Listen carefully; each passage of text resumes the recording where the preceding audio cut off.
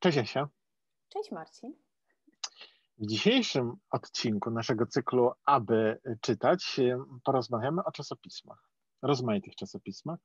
Ja przygotowałem sobie listę długą w zasadzie i musiałem dokonać selekcji. Mówię, że długą, bo ja czytam bardzo różne rzeczy i czerpię informacje o książkach, o literaturze, też o rozmowach, czytam rozmowy z pisarzami z rozmaitych czasopism, niekoniecznie tylko takich literackich, ściśle literackich, ale na tych literackich powiedzmy i tak zwanych mainstreamowych się skupiłem, z Polski, z Niemiec i z Anglii. Ty też dużo czytasz czasopism?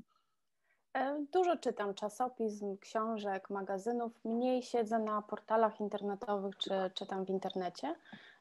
I tak jak z książką, czy magazyn, czasopism, podcast, audycja radiowa, jest to dla mnie dialog mój z książką, autorem, autorką, wydarzeniami tam. Także jest to dla mnie bardzo ważne i bogate doświadczenie. Przygotowałam na przykład na początek nieregularnik reporterski non-fiction. Właśnie dowiedziałam się, że od 2001 roku niestety nie będzie. 2021. A ja który powiedziałam? 2001. Ale to.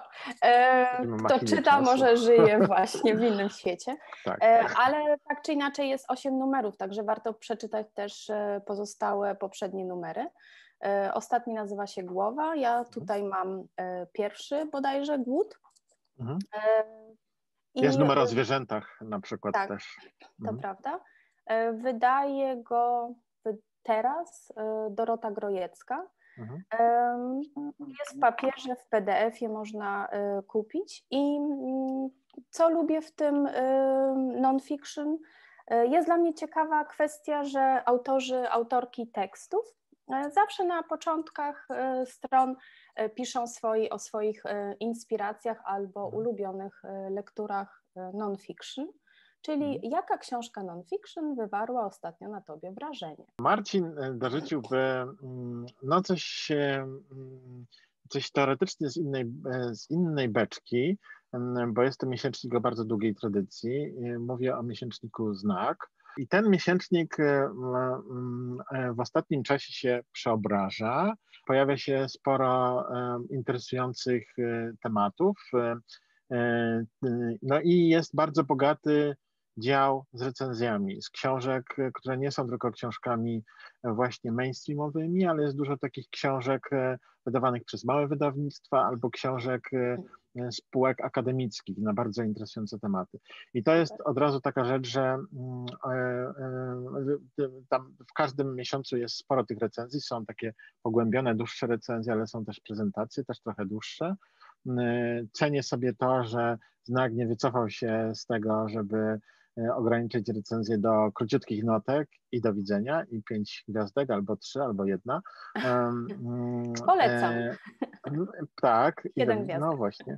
Następna pozycja jest w języku niemieckim. To jest Missy Magazine. Jak tu na początku jest napisane, jest to magazyn pop, polityk i feminizm. I dokładnie o tym jest ten magazyn. Jest bardzo fajnie wydany, kolorowy, dużo obrazków, dużo treści do czytania, bardzo wszechstronny, o kultura, czyli sztuka, teatr, książki, wydarzenia, dyskusje polityczne, ale też kwestie praktyczne, czy jest jakaś nowa kawiarnia, wszystko, co ma związek z feminizmem, czy jest jakaś akcja lokalna, czy jest jakaś dyskusja, wszystko. I tam po prostu mamy feminizm w pigułce, w bardzo fajnej też szacie graficznej i mają obszerny dział muzyka, co jest dla mnie bardzo ważne, jak i książki. W każdym numerze jest około 8 książek i dodatkowo też jest komiks. To ja teraz dorzucę coś znowu z takich czasopism z długą historią, ale też bardzo inspirujących, bo myślę tutaj o literaturze na świecie. To jest obecnie chyba 2-miesięcznik. Prawie też miałam. Ale oczywiście są numery mniej lub bardziej interesujące. Tam one są organizowane na przykład wokół jakiegoś kraju, wokół literatury danego kraju albo wokół jakiejś postaci. No ale można, zwłaszcza w archiwum, znaleźć rozmaite skarby, bo to jest takie czasopismo, które wprowadzało wiele interesujących nurtów albo wspierało, no i tam się pojawiają jak pierwsze przekłady bardzo interesujących rzeczy. Te rzeczy potem się ukazują w formie książkowej albo nie i to też jest wartościowe, bo literatura na świecie umożliwia pokazanie różnorodności takiej literatury no, z wyższej półki, bo to jest taka literatura wysokoartystyczna. Natomiast rozrzut tematyczny no, jest tutaj bardzo taki, tematycznie bardzo, bardzo szeroko. A ja magazyn książki. O nie, właśnie wrywałaś mi to. Ale ja no, tylko jedno zdanie.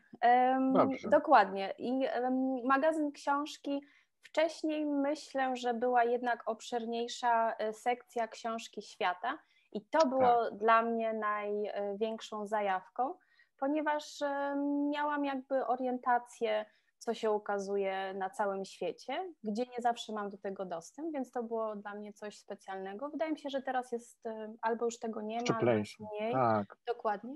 Apelujemy, powiększcie. Tak. No i oczywiście w związku z tym, że mieszkam w Niemczech, w Berlinie, byłam ciekawa, jakie wybierają książki tutaj, stąd, z tego rynku, czyli książki niemieckie.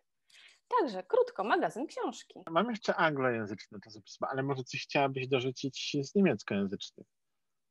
Tak, ja mam na przykład Das Wetter Magazin. To jest to. Można w internecie przeczytać, albo pewnie też już mają podcasty. I to jest magazyn, który jest napisany magazyn für Text und Musik, czyli tekst i muzyka. Znowu coś dla mnie prezent. I to jest bardzo kulerski magazyn, ale pozytywnie kulerski. Tam jest bardzo dużo dobrej jakości hip-hopu, poezji. Tam jest dużo lokalnych inicjatyw. Też na przykład jak mają ubrania na zdjęciach, to wszędzie jest tak zrobione, żeby było pozytywnie, żeby było mądrze. Muszę tutaj powiedzieć o The New York Review of Books. New York Review of Books. To jest taki magazyn. Masz pewnie. Nie, ja tylko zapisałam, żeby... powiedzieć. Nie. Zostawiłam na inną okazję. No i stamtąd się dowiaduje wielu rzeczy. Tutaj to będzie ciekawe. Oczywiście poza tam się ukazują komentarze na temat literatury, która nawet wychodzi zresztą w Polsce, bo w Polsce się wydaje dużo literatury tłumaczonej z języka angielskiego, czy w ogóle ze Stanów Zjednoczonych. Wcale nie jest tego mało. O wiele więcej na pewno jest niż z innych obszarów kulturowych i innych języków. Ale ja się tam wielu ciekawych rzeczy dowiaduję o literaturze znowu wydawanej przez wydawnictwa uniwersyteckie. Teraz mam na przykład Pismo, magazyn opinii i ja tylko pokrótce powiem, że w 2018 w lipcu był magazyn wydany, który miał dla mnie najpiękniejszą okładkę, ponieważ były tam rysunki Jagny Wróblewskiej, plaża. To tyle. Czytajmy Pismo i chodźmy na plażę. Słuchaj, Pismo jeszcze właśnie teraz, ja ci powiem, wydało dokładnie przed momentem taki ekstra numer poświęcony tylko książkom i to jest petarda moim zdaniem. Ale to już odsyłamy tutaj Państwa, Was do lektury cichej, intymnej, bo to chyba wszystko, prawda? Z magazynów? Na dzisiaj to wszystko. Na dzisiaj to wszystko. To pozdrawiam serdecznie. Dziękuję.